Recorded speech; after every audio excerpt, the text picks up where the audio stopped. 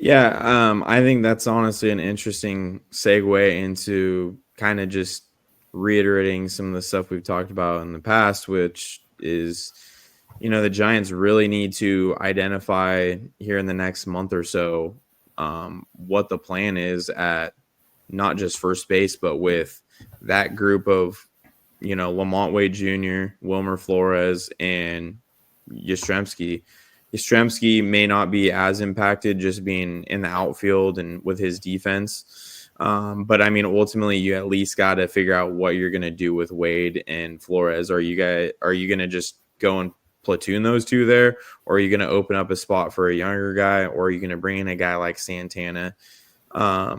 Because ultimately, I think they need to decide that quick. Because if you are interested in moving on from those guys and bringing in someone like Santana for his bat, you're gonna want to make that decision here pretty soon, because I have a pretty good feeling a guy like Santana is going to go relatively quickly to possibly one of these smaller market teams that are looking to, upgrade over at first base offensively while not having to break the bank for that upgrade. So that's something you kind of want to figure out relatively quickly here. And like I said, Lamont Wade he does bring some positive things, but he shouldn't be in a full-time role like the Giants have been using him.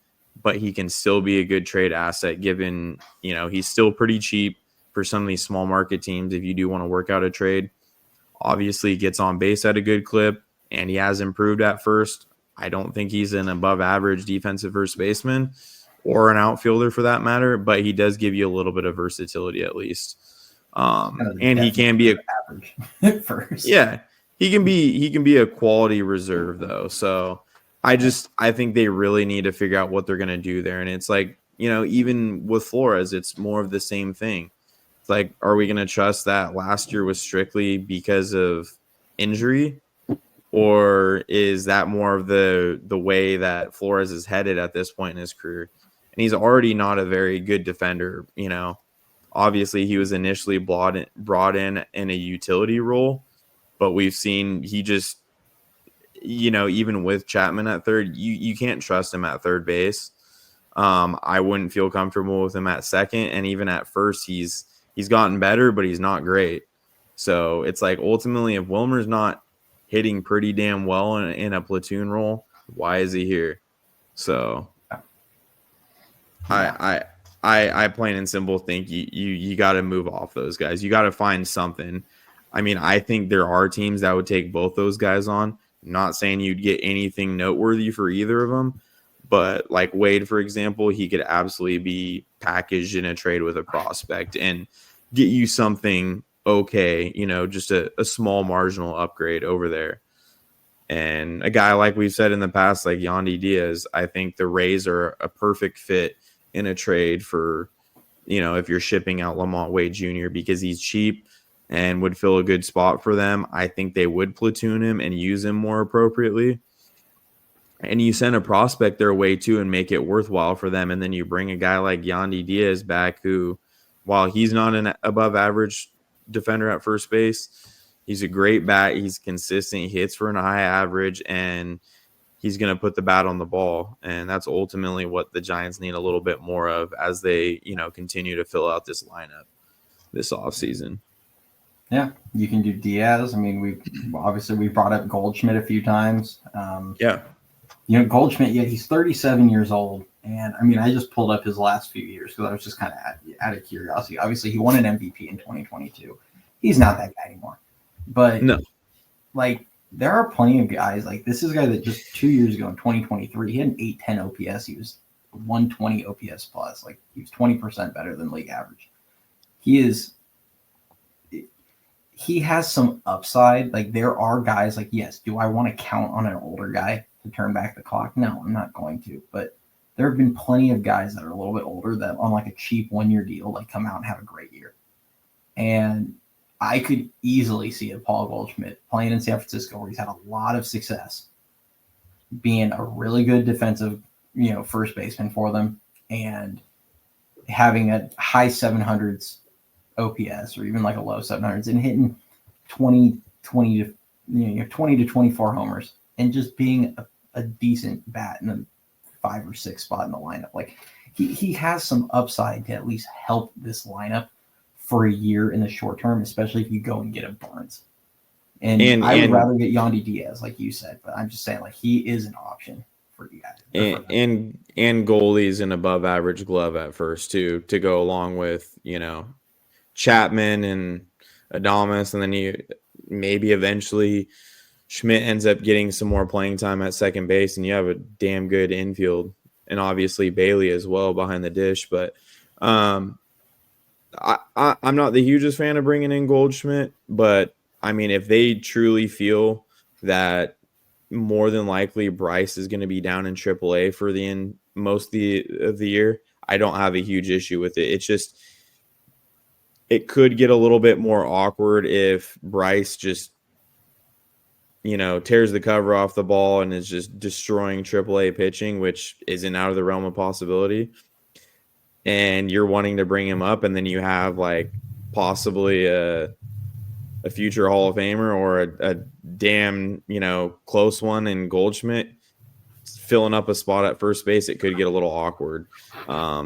That's where a guy like Santana is probably a little bit, better of a fit, because I think he's going to be a little bit more willing to kind of do whatever to help the team. And then you can just kind of throw him over at in the DH spot here and there if Bryce does end up coming up in the second half. Well, and that's the one thing, like, even with Goldschmidt, I think, like, with the DH spot, whether you put Bryce there, if it was like a second half play, like, you could put Bryce in the DH spot for the second half. You put Goldschmidt in the DH spot. You can kind of rotate them through that, where one of them's playing the field a few days, 1 or 2 days a week. Like, they could make it work. I'm not saying I like one guy over the other. I think Santana's probably a better fit just because he switch hits, and they need the lefty bat. That too. Mm-hmm. Yandy Diaz, doesn't he switch it as well? Or am I misremembering that one? I think he's just a righty. Just a righty. Okay. So Yandy is, I think, the best of the group just from a probably we can call it predictive performance. Like, I think he's probably the most reliable bet of the three. Yeah, he's just a righty. He's cheap. I don't know why for some reason I thought he switch hit. I knew he hit from the right side for sure. I just wasn't sure if he hit from both. But he's a really solid player. But I'd be happy with really any of those three. Like, I'd be fine, especially on like 1-year deals for either Goldschmidt or Santana. Like a 1-year deal, like that's fine because it's easy to trade those guys at the deadline if they have even a decent first half, or whenever when Bryce is ready, or you can just stick him in the DH spot or stick Bryce in the DH spot for half the year and then turn first base over him to him next season. So, we'll see, but they do need to address first base. I think Florida for sure. I'm open to Harar getting reps at first and as a DH if they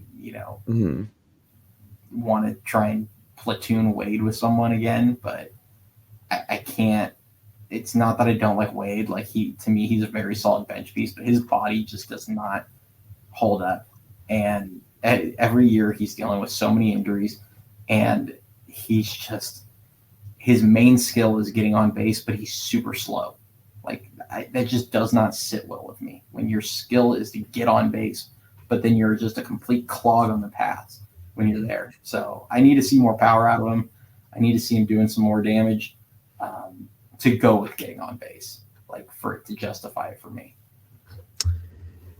Yeah, I mean, personally, all along, I mean, Yandy Diaz has been my number one option to fill that void just because I think he's another guy you can say screw the damn platoons, and it's another guy you can put in an everyday role and you just have that continuity up and down the lineup, and we're getting back to real baseball. And again, a guy that's not going to strike out a ton. He's going to give you a really professional at bat. And these are the guys you want if you're going to get into a wild card spot and you're going to get into the playoffs. Like, those are the guys you want in playoff baseball that are going to give you consistency and quality at bats. But ultimately, it's not only that, but he's 33. He's a little bit younger than the other two guys we mentioned. He's only making $10 million, so he's not really hurting you at all money-wise. And guess what? Next year, if you still have some questions about Bryce, or maybe he gets some serious injury, guess what? You bring him back on a club option next year for $12 million, and you're still doing just fine money wise, because that is an absolute bargain for a guy that hits as consistently as Yandy does. So, and there's just tons of ways you can make that kind of trade work. So, in my opinion, Yandy's just like a better version of Wade, honestly. Like that hits right-handed. Yeah, and honestly, and if Wade, everybody, like if Wade could be that guy, he would be a much better player. Like, we're not just certified Lamont Wade Jr. haters because we just don't like him because Farhan got him or something. He can be a quality player. It's just, it's very frustrating when every year, even if the guy is playing, 120, 130 games, he's playing through injury. And like Cody said, it's not even that Lamont Wade is necessarily slow. He's always dealing with these soft tissue injuries where he's becoming a station-to-station player, and he's just clogging the bases. And that has been such an enormous issue for the Giants offense, is these guys that are just station-to-station hitting nothing but singles or striking out. And it's like, where is the upside in that offense? So you got to figure it out at that position. With him hitting at the top of the lineup last season, or near the top of the lineup, someone needs to find how many times Ramos or Chapman hit doubles with him on first and he didn't score. Like, somebody needs to find that. Can't have it. Because I swear to God, it felt like every time he was on first and someone hit a double, he was on third. It was like, it kills me. So it's not that I don't like the guy. I don't like his fit with the Giants specifically. I think he would be better on a team that hits a lot more homers and has a just much better top to bottom offense. I think he would be a great fit in a team like Atlanta. I've mentioned them in the past. Cubs might be a good fit. He might be a good fit with the Yankees. I don't like their top to bottom lineup, but they do have power. Like, there are places that he would be a great fit. I just don't like it in San Francisco. I don't think he's a great fit in this place. And that's why I feel like in a Yandy Diaz type trade, he's such a good fit, because he brings value to a lot of different teams. It's just, I don't think he fits the Giants roster well. They need power out of a position like first base. That is a position every other team expects to have power. And, while Wade did show a little bit of that back in 2021, he hasn't been that guy since. He only had 8 home runs last year. And this is a guy that was starting a lot of games for us. You can't have that. You have to add more power, because ultimately, when you're trying to get through the long haul of a 162 game season, you've got to be able to hit power. You can't rely on only hitting with runners in scoring position every single game. You got to find different ways to win games. Sometimes all it takes is that 3-run homer and you win that 3-1 game on a cold night in San Francisco. So you gotta add more versatility to the team, and you gotta add more power. Yeah. And you know what, Ed? We actually brought this up as a possibility. Like, what if the Rays took? Ricky mentioned this on a previous video. Like, what if the Rays wanted Wade plus like a mid-tier prospect or something back? Like, basically, they cut their salary commitment in half, and they get a prospect out of it for Diaz. Like, that would be it could potentially be a win-win. They get a Black or a Roop. Yeah. I can't say I'd personally put Roop in there. I like Roop, but like maybe McDonald or Black or someone like that. Yeah. Someone in that range. I think Roop is my favorite of that group of guys, but I wouldn't lose sleep over losing any of those guys in Lamont Wade Jr. and getting an upgrade at first base and having a stable presence at the corner. And that goes kind of back into what we were saying earlier. You can afford to really let this young group of guys kind of play it out and earn roles at the big league level at a few spots. You just can't do it at half of the spots in the field. You can have Ramos and Lee holding down 2 outfield spots, and then you can platoon or play some young guys in left, and you can do the same thing at second base with like Schmidt and Fitzgerald. But lock something down at first base and get something solidified there, and you're in a lot better position. Yeah. I think realistically we're down to like 2 platoons right now. I mean, I don't count catcher. Catcher is just always a position that your starter's not going to play more than 110, 120 games in a season, like a year. But first and right field, that seems to be the only platoon right now. Everything else, it seems like they're trending towards an everyday player, and then just trying to get you utilize the DH spot to get those players rest while keeping them in the lineup. And so, I mean, that is a nice step in the right direction, at least. And Frederick says if they trade for Arias, he's going to jump off the scoreboard into the Covey Cove. I'm pretty sure that's a longer jump than you think. But, yeah, you make sure you take a video. That'd be hilarious. If you make it out okay, don't hurt yourself over Luis Arias. Who was it that just mentioned? Oh, George mentioned trading for Josh Naylor. That is actually something we brought up not that long ago because there was rumors of that. Naylor is a rental though. I wouldn't have an issue with it because I do think he is somebody you could get to agree to an extension. Now, would I trade Rainer Arias for a guy like that? Probably not, because guy has a very high ceiling and is very young still. I'd feel pretty awful if we got rid of a high ceiling guy like that for a 1-year rental, especially if Naylor's not coming back long term.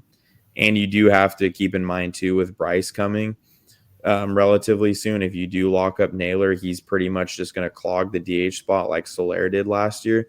So that's the other downfall. I like Naylor the player. I'm not sure it's the best fit long term unless you can get him at a good price on that 1-year deal and then kind of let him play his way into a possible extension. I wouldn't be super opposed to it. Just me personally, I'm really big on Rainer Arias. So I personally would not trade a guy like that because Arias is a guy that you could absolutely see jump into the top 100 prospects this year with a nice year. He didn't play a ton last year, and the results were kind of up and down, but he's a guy we could see skyrocket across MLB rankings. He's had 2 wrist injuries back to back. Yeah, that's and wrist pretty injuries, rough, especially for hitters. Like that kills you. So I'm hoping like he's super healthy. Maybe they tell him stop diving at everything in the outfield so he doesn't hurt his wrist next season. He's still got to play the way he plays. It is what it is. But I'm a firm believer, just like you, that if he has a healthy season next year, he could just skyrocket up prospect rankings if he's healthy and producing. And I do expect us to see him at in San Jose in full season ball right out the gate, and I'm excited to get to watch him, nightly. So that'll be great. I agree. Naylor is 27 for anybody wondering. Next season's his age 28 season. It's like 27 and a half right now. So, I mean, yeah, the extension would probably end up being way too expensive in all reality, but for 1 year at what, 14 million or something like that, you said? Mm-hmm. I could live with that. I mean, he'd be a good lefty bat to have in this lineup. And I do think with Cleveland, they like to stock up on arms. So I could see them wanting pitching coming back, honestly. For sure. Yeah, so, $14.2 million for Naylor for just the 1 season. Yeah. Hey, Naylor always looks at it as bad as he wants, but if he rakes, I don't care. That's all I want to see. I don't dislike Andrew Vaughn. That'd be a super low, probably it's low cost to get him. I don't think it would cost you an arm and a leg to get him. You might have to send kind of a similar. I wonder if we have anybody that'd be like a kind of fit his mold, kind of falling out of maybe a Luciano for Andrew Vaughn swap. You might have to add a little prospect because Vaughn does have a 30 homer season, I think, a couple years ago. Yeah, I mean he's the solid big leaguer. He just he needs to get out of that situation. But yeah, Vaughn's actually from right up near where I live. Had some friends that played high school ball with him. Yeah. Camilo for Andrew Vaughn. Oh, that's an interesting trade. Doval for Andrew Vaughn. With the White Sox, I mean, well, actually, that's actually not a bad trade for the White Sox. That's a very interesting trade, You honestly. could bring him in, let him close on a crappy team. If he gets his stuff right, then they could turn around and flip Doval mid-season for probably more than they'd ever have traded Vaughn for. I don't know. It'd be interesting. Torkelson's, I think, the other guy that's kind of fallen out of favor in Detroit. Yeah, he's a little higher ceiling player. Yeah. He's a little higher ceiling player than Andrew Vaughn at this point. I mean, he's shown off the power a lot more than Vaughn has. But Vaughn's a guy who has very good contact rates, and I honestly think, he has a lot of pop too. I mean, he was a top 3 pick.